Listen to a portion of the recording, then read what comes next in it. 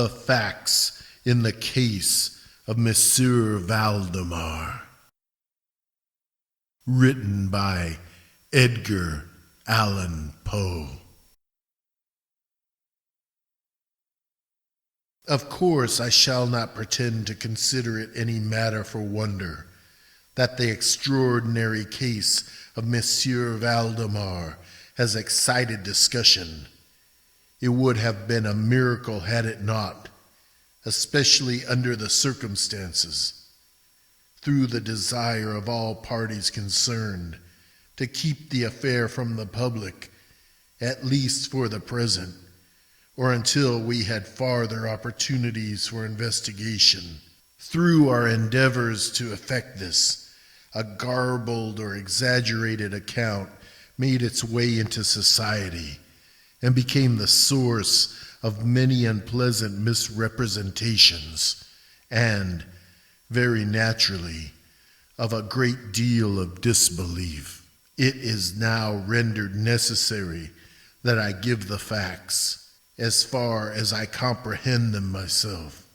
They are, succinctly, these.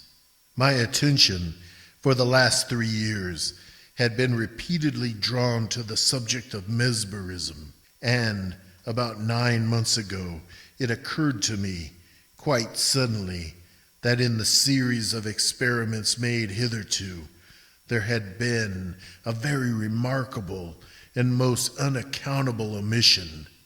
No person had as yet been mesmerized in articulo mortis. It remained to be seen, first, whether in such condition there existed in the patient any susceptibility to the magnetic influence.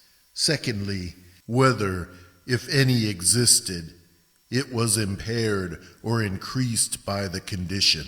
Thirdly, to what extent or for how long a period the encroachments of death might be arrested by the process. There were other points to be ascertained, but these most excited my curiosity, the last in especial, from the immensely important character of its consequences. In looking around me for some subject by whose means I might test these particulars, I was brought to think of my friend, Monsieur Ernest Valdemar, the well-known compiler of the Bibliotheca Forensica and author, under the nom de plume of Issachar Marx, of the Polish versions of Wallenstein and Gargantua.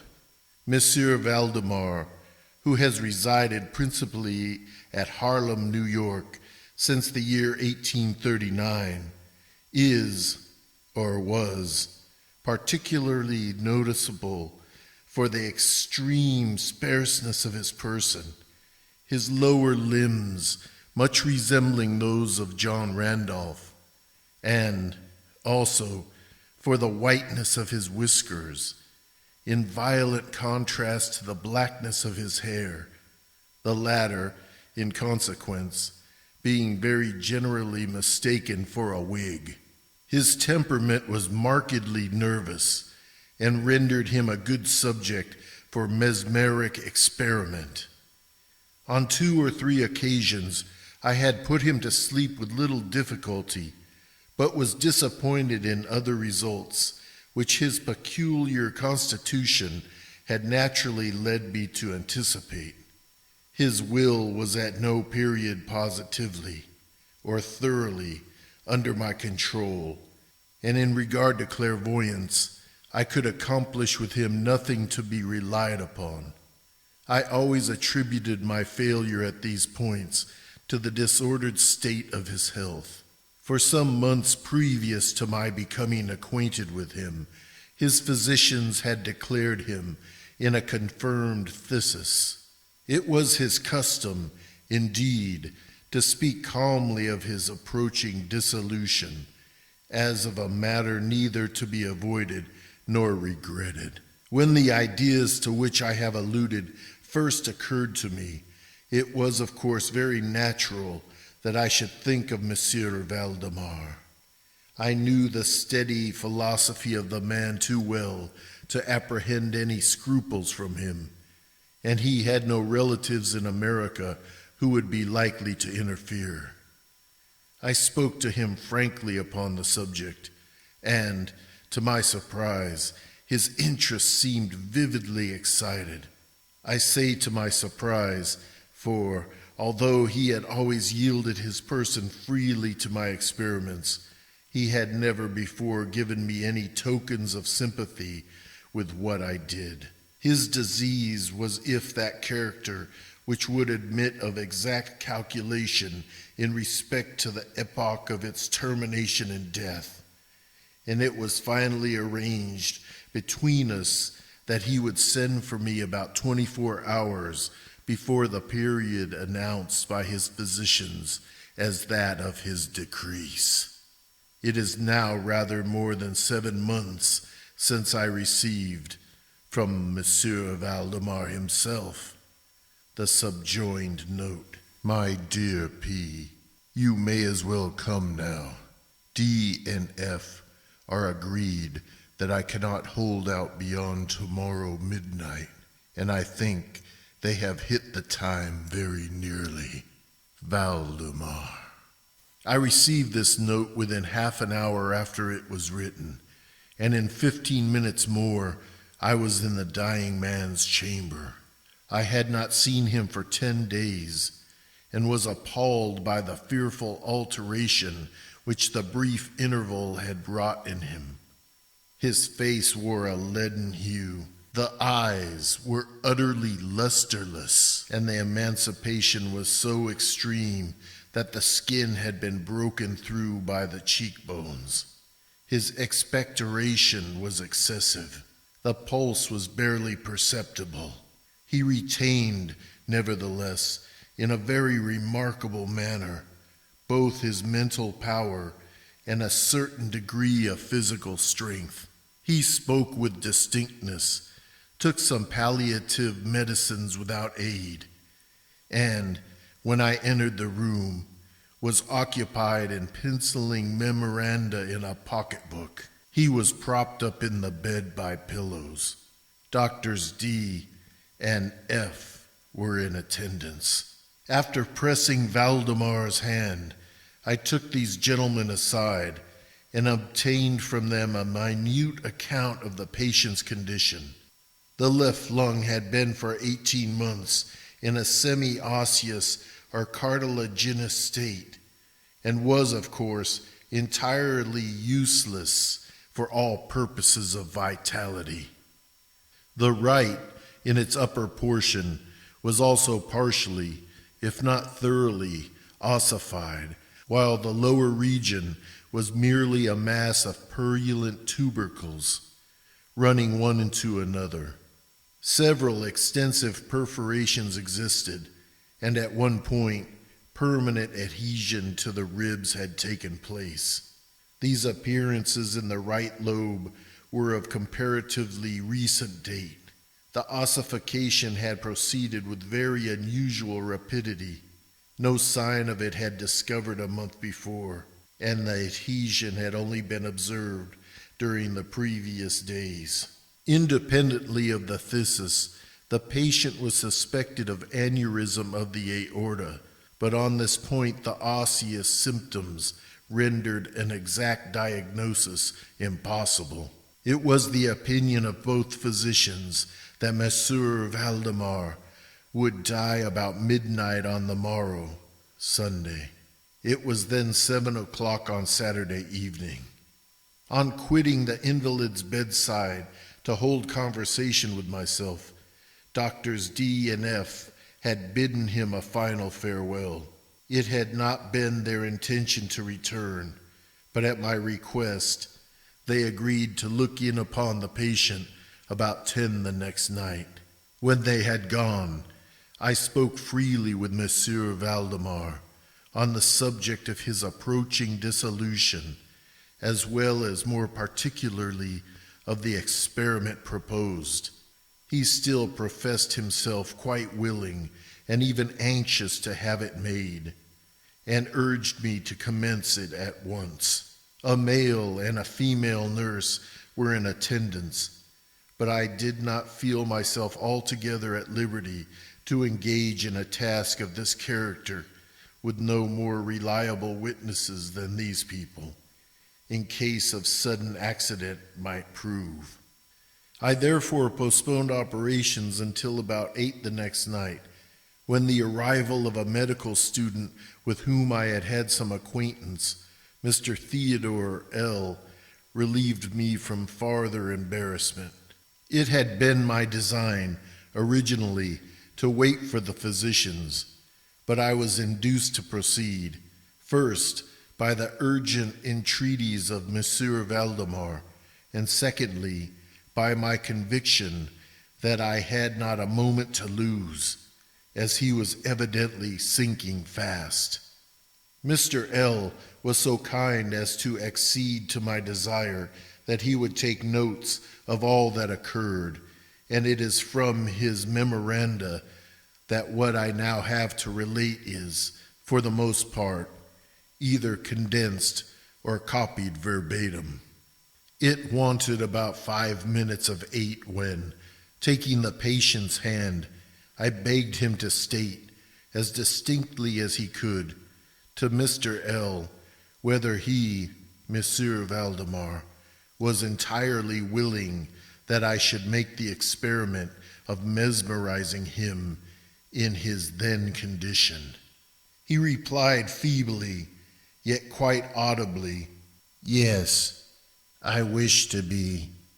I fear you have mesmerized," adding immediately afterwards, "deferred it too long."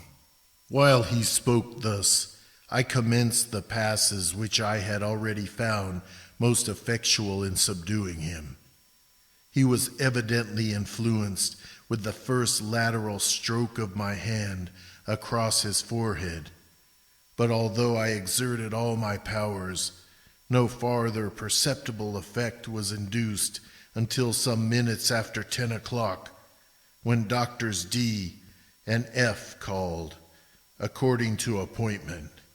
I explained to them, in a few words, what I designed, and as they opposed no objection, saying that the patient was already in the death agony, I proceeded without hesitation, exchanging, however, the lateral passes for downward ones, and directing my gaze entirely into the right eye of the sufferer. By this time, his pulse was imperceptible, and his breathing was stertorous, and at intervals of half a minute. This condition was nearly unaltered for a quarter of an hour. At the expiration of this period, however, a natural, although a very deep sigh escaped the bosom of the dying man, and the stertorous breathing ceased. That is to say, its stertorousness was no longer apparent. The intervals were undiminished. The patient's extremities were of an icy coldness. At 5 minutes before 11, I perceived unequivocal signs of the mesmeric influence. The glassy roll of the eye was changed for that expression of uneasy inward examination, which is never seen except in cases of sleep-waking, and which it is quite impossible to mistake. With a few rapid lateral passes, I made the lids quiver, as in incipient sleep, and with a few more, I closed them altogether. I was not satisfied, however, with this, but continued the manipulations vigorously, and with the fullest exertion of the will, until I had completely stiffened the limbs of the slumberer, after placing them in a seemingly easy position. The legs were at full length, the arms were nearly so, and reposed on the bed at a moderate distance from the loin. The head was very slightly elevated. When I had accomplished this, it was fully midnight, and I requested the gentlemen present to examine Monsieur Valdemar's condition. After a few experiments, they admitted him to be in an unusually perfect state of mesmeric trance. The curiosity of both the physicians was greatly excited.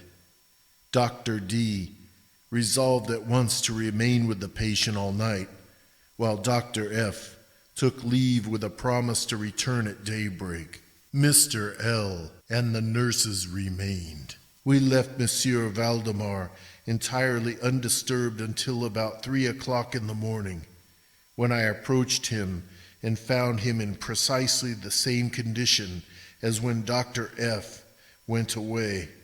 That is to say, he lay in the same position. The pulse was imperceptible. The breathing was gentle, scarcely noticeable unless through the application of a mirror to the lips. The eyes were closed naturally, and the limbs were as rigid and as cold as marble. Still, the general appearance was certainly not that of death. As I approached Monsieur Valdemar, I made a kind of half effort to influence his right arm into pursuit of my own, as I passed the latter gently to and fro above his person. In such experiments with this patient had never perfectly succeeded before, and assuredly I had little thought of succeeding now. But to my astonishment, his arm very readily, although feebly, followed every direction I assigned it with mine. I determined to hazard a few words of conversation. "Monsieur Valdemar," I said, "are you asleep?" He made no answer, but I perceived a tremor about the lips, and was thus induced to repeat the question again and again. At its third repetition, his whole frame was agitated by a very slight shivering. The eyelids unclosed themselves so far as to display a white line of the ball. The lips moved sluggishly, and from between them, in a barely audible whisper, issued the words, "Yes, asleep now.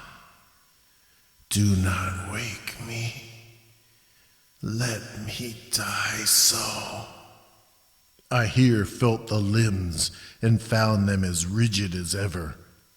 The right arm, as before, obeyed the direction of my hand. I questioned the sleep-waker again. "Do you still feel pain in the breast, Monsieur Valdemar?" The answer now was immediate, but even less audible than before. "No pain.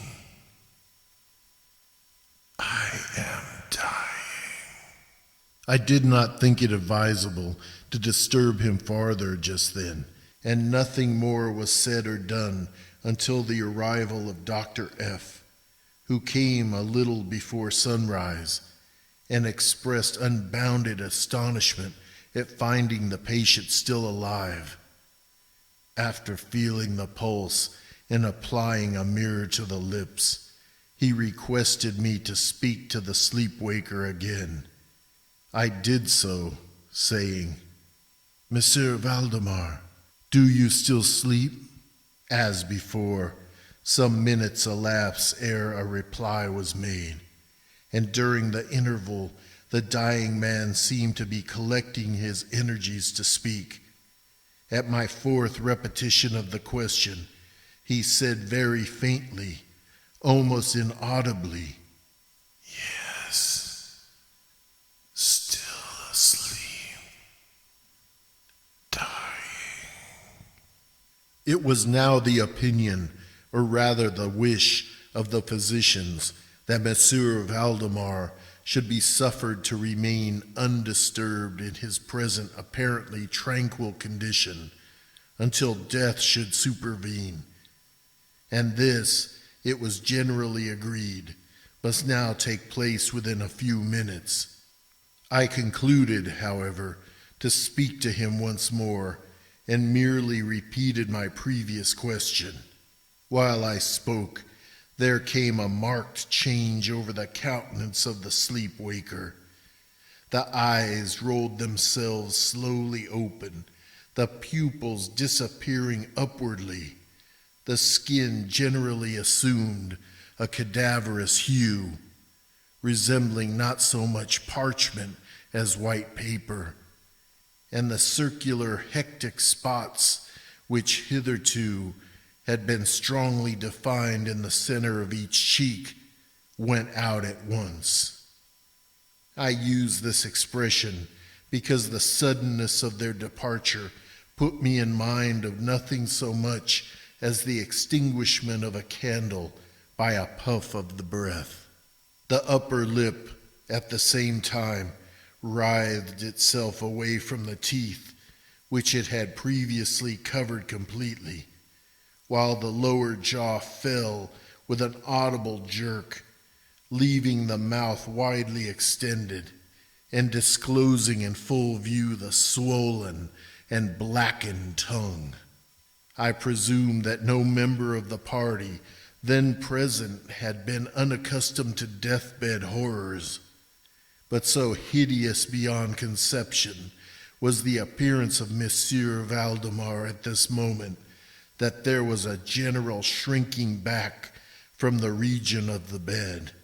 I now feel that I have reached a point of this narrative at which every reader will be startled into positive disbelief.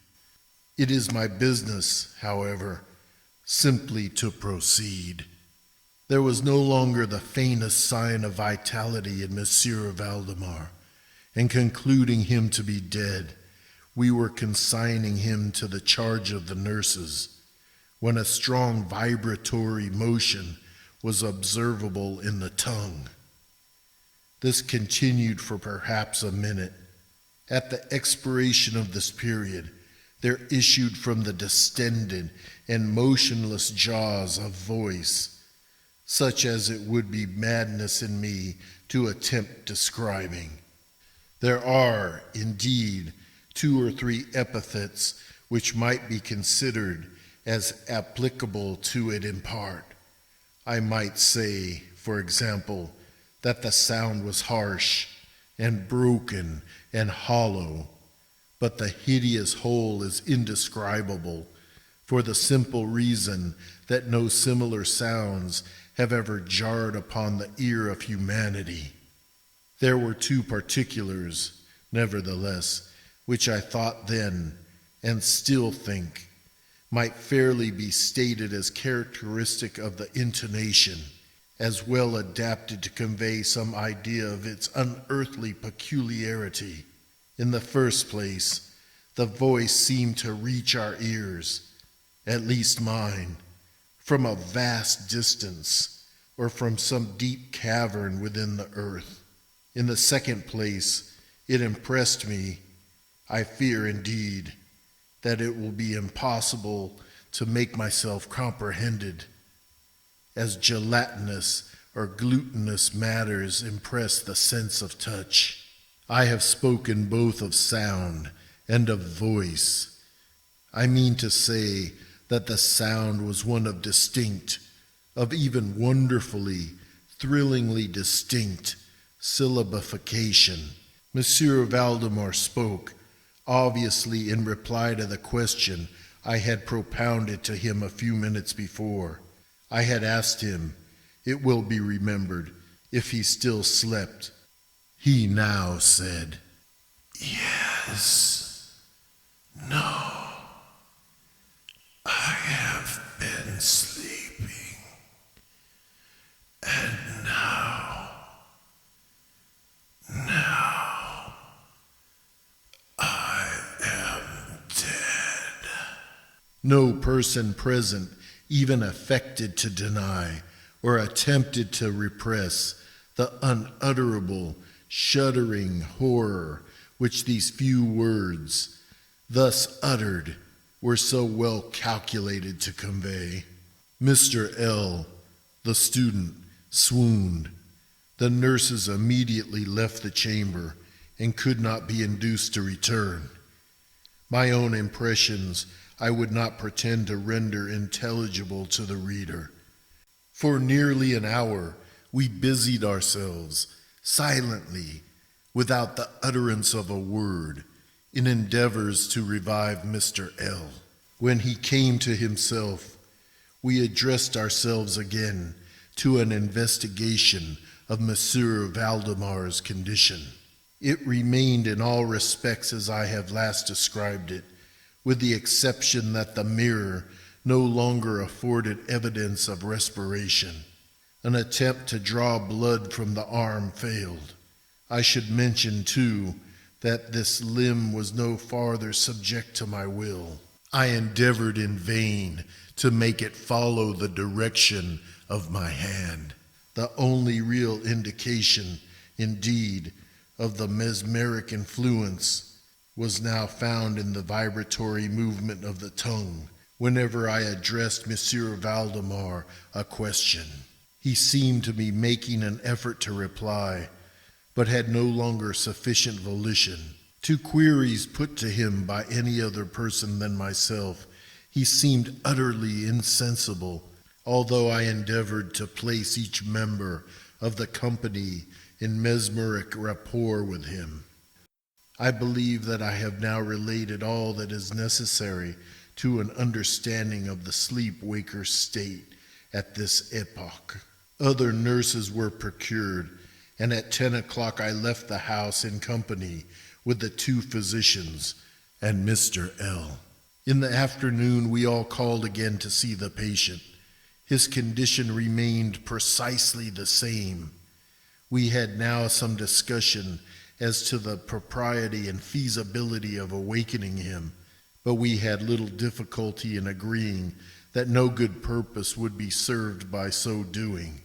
It was evident that, so far, death, or what is usually termed death, had been arrested by the mesmeric process. It seemed clear to us all that to awaken Monsieur Valdemar would be merely to ensure his instant, or at least his speedy dissolution. From this period until the close of last week, an interval of nearly 7 months, we continued to make daily calls at Monsieur Valdemar's house, accompanied now and then by medical and other friends. All this time the sleeper-waker remained exactly as I have last described him. The nurse's attentions were continual. It was on Friday last that we finally resolved to make the experiment of awakening or attempting to awaken him. And it is the, perhaps, unfortunate result of this latter experiment which has given rise to so much discussion in private circles, to so much of what I cannot help thinking unwarranted popular feeling. For the purpose of relieving Monsieur Valdemar from the mesmeric trance, I made use of the customary passes. These, for a time, were unsuccessful.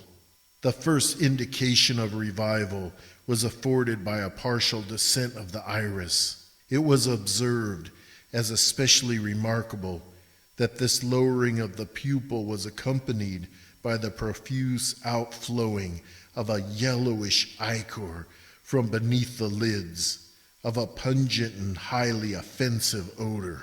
It was now suggested that I should attempt to influence the patient's arm as heretofore.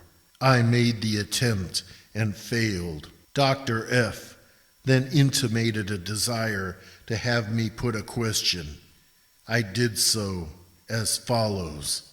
Monsieur Valdemar, can you explain to us what are your feelings or wishes now? There was an instant return of the hectic circles on the cheeks. The tongue quivered, or rather rolled violently in the mouth, although the jaws and lips remained rigid as before, and at length the same hideous voice, which I have already described, broke forth. For God's sake, quick, quick, put me to sleep, or quick, waken me, quick, I say to you, that I am dead. I was thoroughly unnerved, and for an instant remained undecided what to do. At first I made an endeavor to recompose the patient, but failing in this through total abeyance of the will, I retraced my steps and as earnestly struggled to awaken him. In this attempt, I soon saw that I should be successful, or at least I soon fancied that my success would be complete, and I am sure that all in the room were prepared to see the patient awaken. For what really occurred, however, it is quite impossible that any human being could have been prepared. As I rapidly made the mesmeric passes, amid ejaculations of dead, dead, absolutely bursting from the tongue and not from the lips of the sufferer, his whole frame at once, within the space of a single minute or even less, shrunk, crumbled, absolutely rotted away beneath my hands. Upon the bed, before that whole company, there lay a nearly liquid mass of loathsome, of detestable putridity.